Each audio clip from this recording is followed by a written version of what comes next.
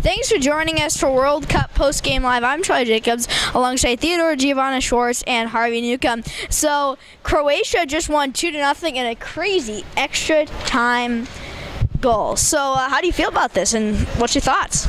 Yeah, a lot of people thought that England were gonna win the game because Croatia had pulled off an upset against Russia the previous game, and England had decent odds. Also, France. We were gonna see an England versus France final, but now that's all gone.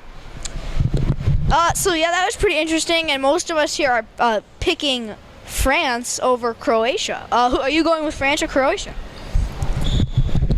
I'm also going with France, and just to correct you, it was 2-1, not 2-0. At least the team I was rooting for picked up one goal, but you know, that game-winning goal, it was just amazing how they could do like those back footing with those lift foots up. Even I can't do that, and I'm a studio analyst, and all these other studio analysts probably were former players of soccer. I mean, come on, it's amazing. I wasn't, actually. Studio host.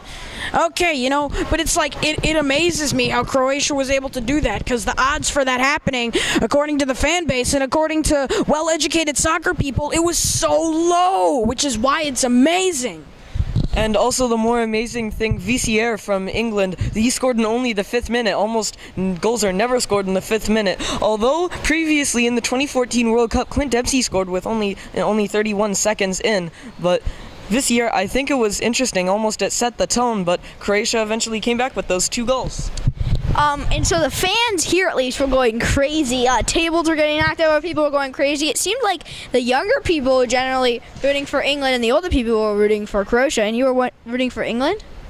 Yeah, I was rooting for England. I'm the faithful in the studio towards the team I root for. And who are you rooting for? Really, I just want to see a great World Cup game. I was more rooting for England, but in the end of the day, I didn't really care. So once again, it was 1-1, but then in the second overtime, Croatia got that goal. Yeah, Mario Mandzukic, it was just phenomenal. We'll turn it over to Theo to talk more on the specifics. Okay, so you look at how controversial it was for the people who were rooting for England, and it might make me cry. Okay, so the problem was, you know, there was obviously the defenders were in good position, but they made nothing of it, and then it was just like the passing play, like get the back foot. It's amazing how you could see that happen.